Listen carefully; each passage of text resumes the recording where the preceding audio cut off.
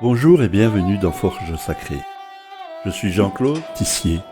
Et si vous êtes ici aujourd'hui, c'est peut-être parce que votre cœur cherche un peu plus de lumière, de paix, ou simplement un moment pour se rapprocher de Dieu. Dans ce podcast, nous prenons le temps de revenir à l'essentiel. La foi, les Écritures et la manière dont le Seigneur agit dans nos vies, même au cœur des épreuves. Car il y a des moments où la vie ressemble à une forge. Des moments où les questions sont nombreuses et où nous ne comprenons pas toujours ce que Dieu est en train de faire. Mais les Écritures nous rappellent que le feu ne sert pas seulement à éprouver le métal. Il sert aussi à purifier et à le façonner. Alors prenez ce moment pour une pause spirituelle, un moment pour réfléchir, pour écouter, ou pour laisser la parole de Dieu éclairer votre chemin. Bienvenue dans Forge Sacrée. Ici nous croyons que nous sommes tous façonnés par le feu, mais gardés par l'amour.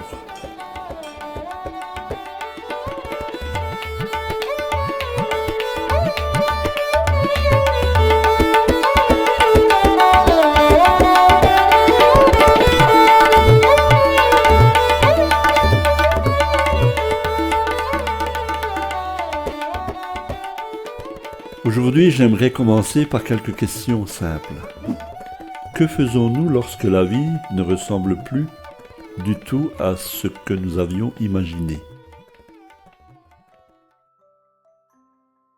Il y a des moments dans une vie où Dieu ne te parle pas à voix douce.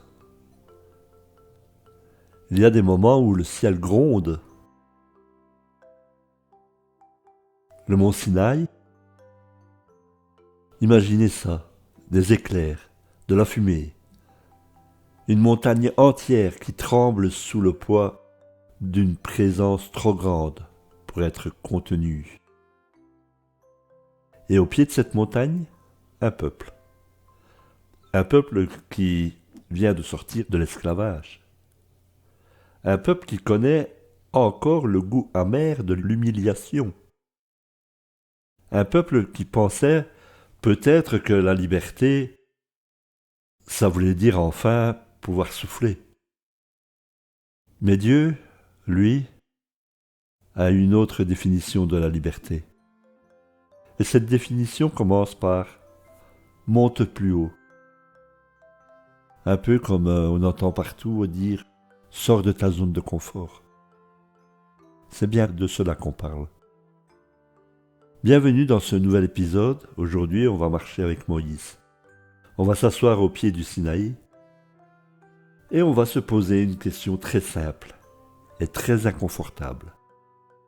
Et toi, quand Dieu t'appelle plus haut que ton confort, est-ce que tu montes?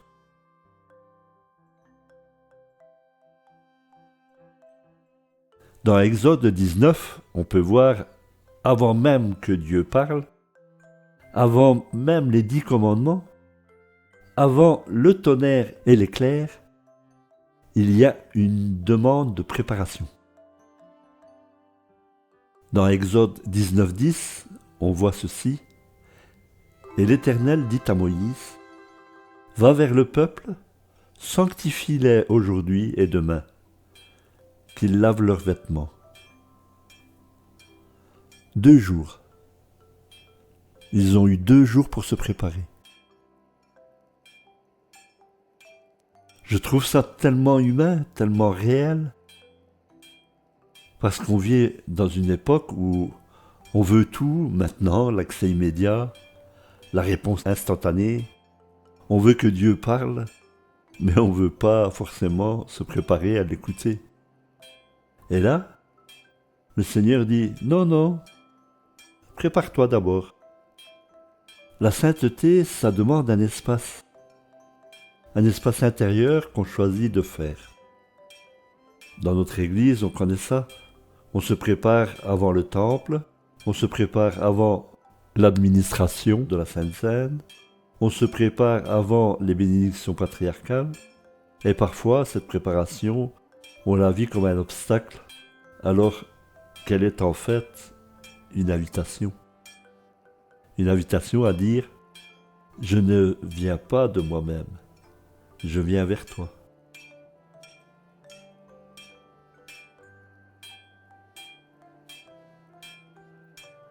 Et puis il y a cette frontière.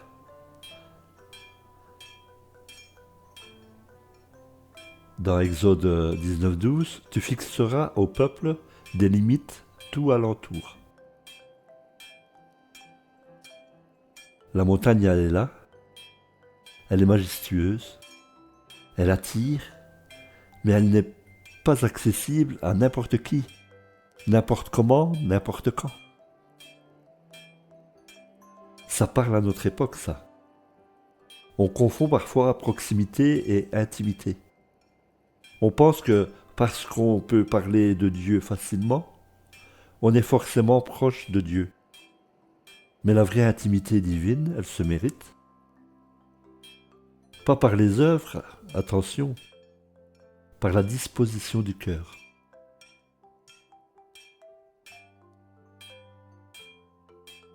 Dans Exode 20, on peut voir le peuple est là et Dieu parle. Dans Exode 20, chapitre 2, il dit ceci. « Je suis l'Éternel, ton Dieu, qui t'ai fait sortir du pays d'Égypte, de la maison de servitude. » Avant le moindre commandement, une identité, une relation. Je suis celui qui t'a libéré.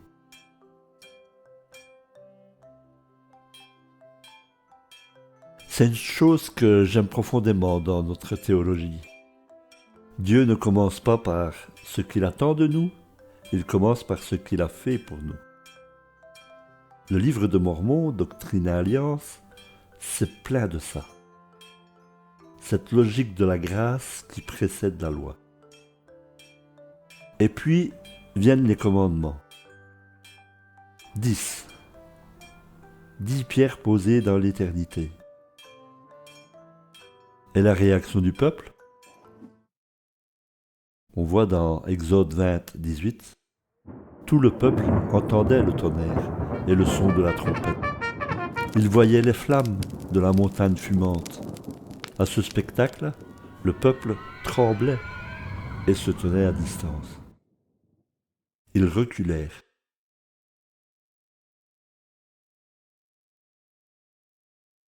Ce mot m'arrête à chaque fois. Ils reculèrent. Pas parce qu'ils ne croyaient pas parce qu'ils étaient mauvais, mais parce que la présence de Dieu, la vraie présence de Dieu, elle est trop grande pour notre confort naturel. Dans Exode 20:19, ils dirent à Moïse, « Parle-nous toi-même et nous écouterons. Mais que Dieu ne nous parle pas, de peur que nous ne mourions. » Voilà le cœur de cet épisode. Voilà le défi qu'on porte tous un jour ou l'autre. On préfère la médiation confortable. On préfère que quelqu'un d'autre fasse le chemin difficile pour nous. On veut bien les bénédictions de la montagne, mais pas l'épreuve de la montée.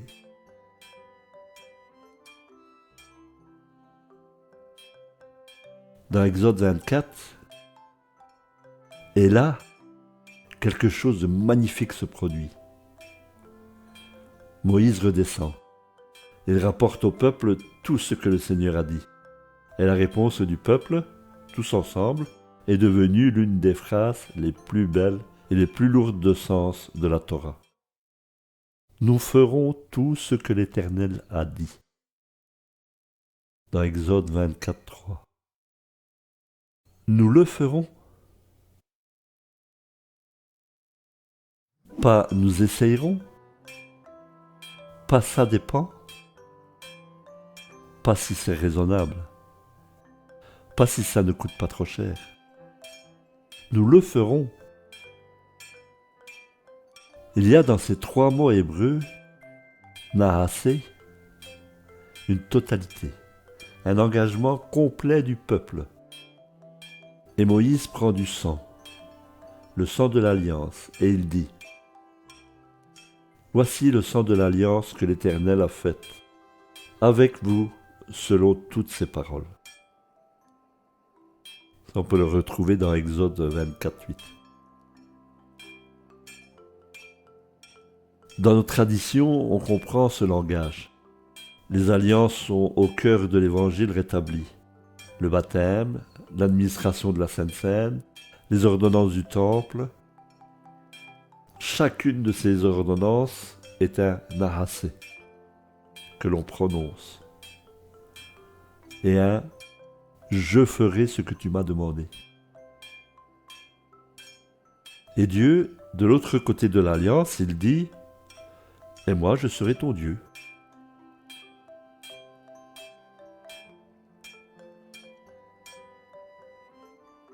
Mais il faut être honnête, l'alliance ce n'est pas un moment. C'est une direction de vie. Ce n'est pas une déclaration de qui compte, c'est la fidélité dans le quotidien. Moïse monte. Et cette fois, il monte vraiment. 40 jours et 40 nuits. Sans manger, sans boire, dans la présence de Dieu.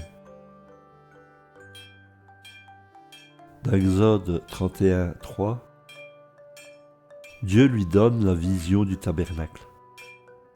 Il appelle des artisans, Bezalel et Aholiab, et leur dit « Je les remplis de l'Esprit de Dieu, de sagesse, d'intelligence et de savoir pour toutes sortes d'ouvrages. »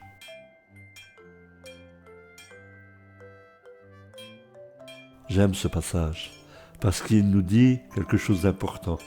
Quand Dieu t'appelle à construire quelque chose, une vie de famille, un service dans l'église, une carrière au sens du bien, il ne te laisse pas sans ressources.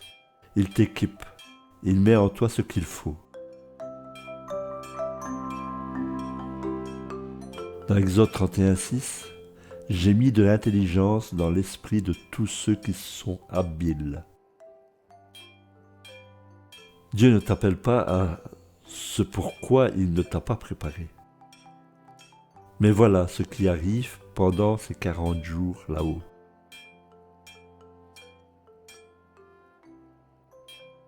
En bas, le peuple attend. Il n'arrive plus à se tenir. Dans Exode 32:1,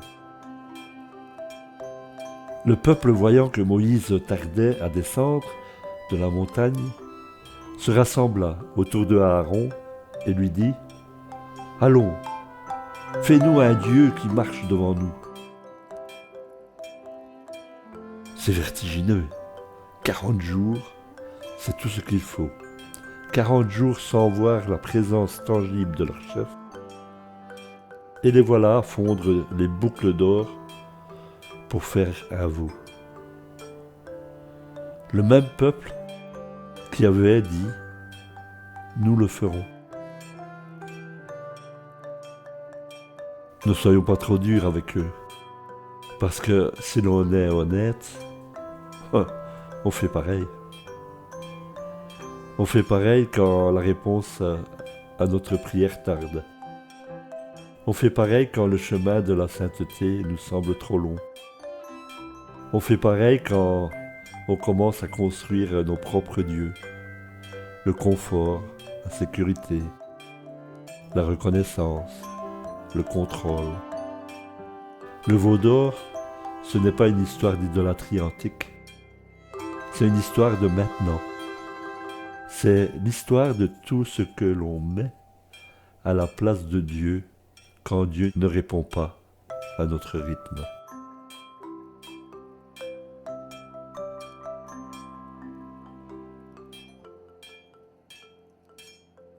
Le péché du veau d'or, ce n'est pas l'or, c'est l'impatience. C'est le refus d'habiter l'attente. C'est la conviction que si ça prend trop de temps, c'est qu'il m'a abandonné.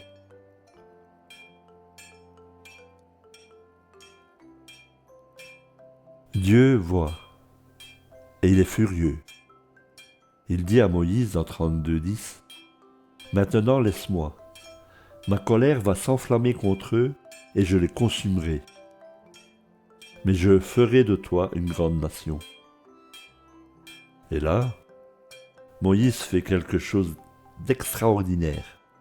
Il intercède. Il se met entre Dieu et le peuple. Il ne minimise pas le péché. Il ne dit pas ce n'est pas si grave, mais il rappelle l'alliance. Il rappelle les promesses faites à Abraham, Isaac et Jacob. Et le texte dit dans 32:14, « Et l'Éternel renonça au mal qu'il avait déclaré vouloir faire à son peuple. » La prière change des choses. Ce n'est pas un principe secondaire de l'Évangile.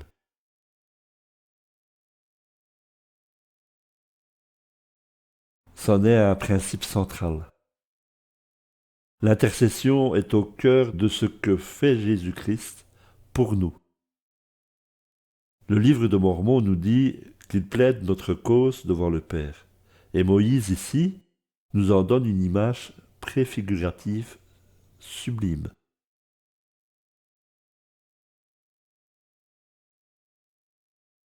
Mais il y a une suite. Moïse descend, il voit le veau, les tables de la loi brisées,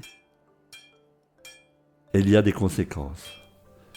Il ne peut pas y avoir aucune conséquence. La miséricorde ne supprime pas la justice. Elle la transforme. Elle lui donne un sens, elle lui ouvre une porte.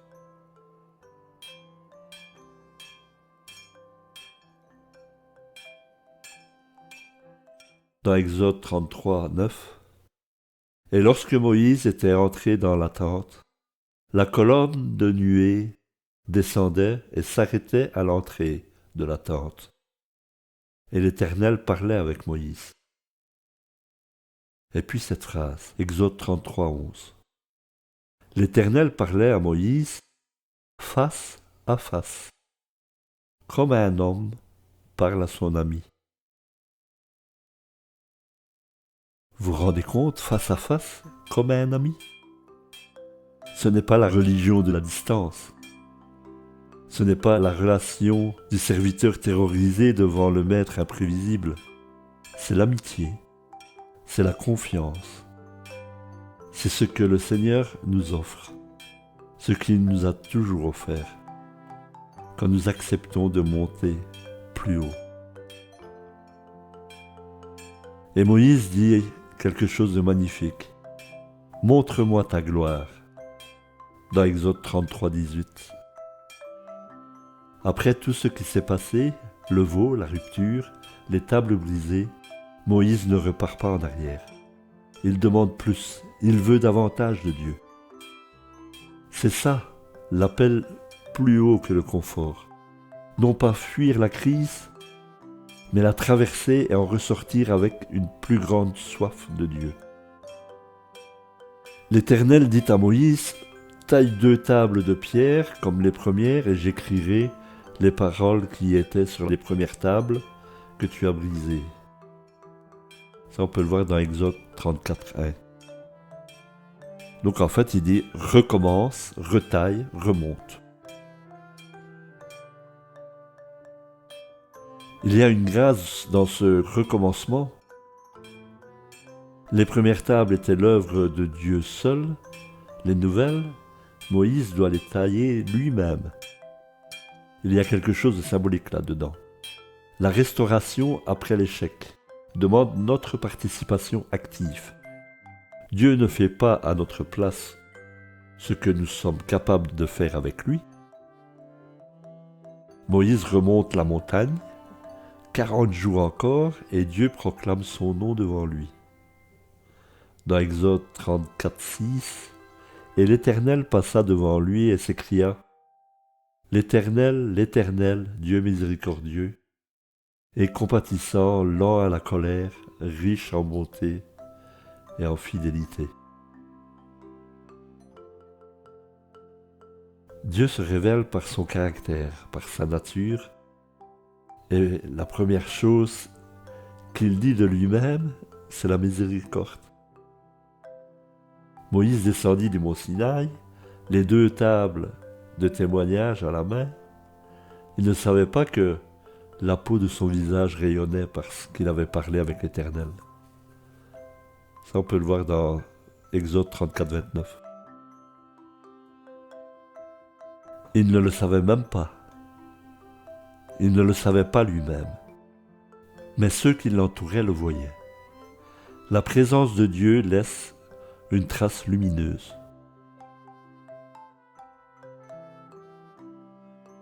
Alors, où en sommes-nous ce soir?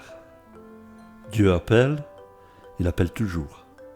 Il appelle vers le haut, vers une version plus vraie de nous-mêmes, vers des alliances que l'on honore, même quand c'est difficile. Vers une sainteté qui n'est pas une rigidité, mais une luminosité. Et le confort, ce n'est pas toujours l'ennemi. Mais il devient l'ennemi le jour où on lui laisse dire non à la place de Dieu. Le peuple avait dit « Nous le ferons ».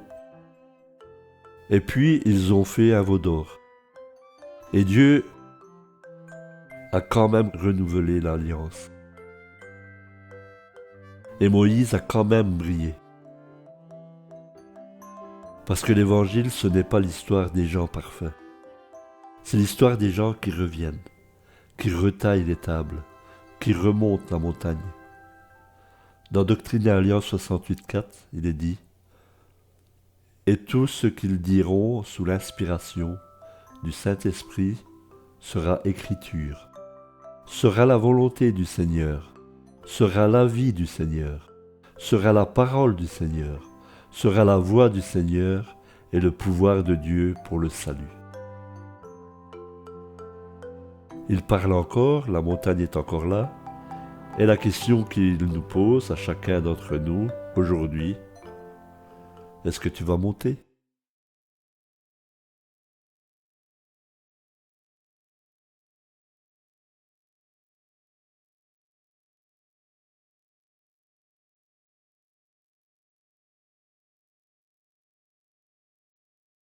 Merci d'avoir marché avec moi aujourd'hui dans ces pages de l'Exode. Si cet épisode a résonné en toi, partage-le avec quelqu'un qui a besoin d'entendre que Dieu ne nous abandonne pas dans les 40 jours difficiles. Et si tu traverses en ce moment ton propre Sinaï, sache que la colonne de nuée est encore là. Elle n'est pas partie. À la prochaine fois, que le Seigneur soit avec vous.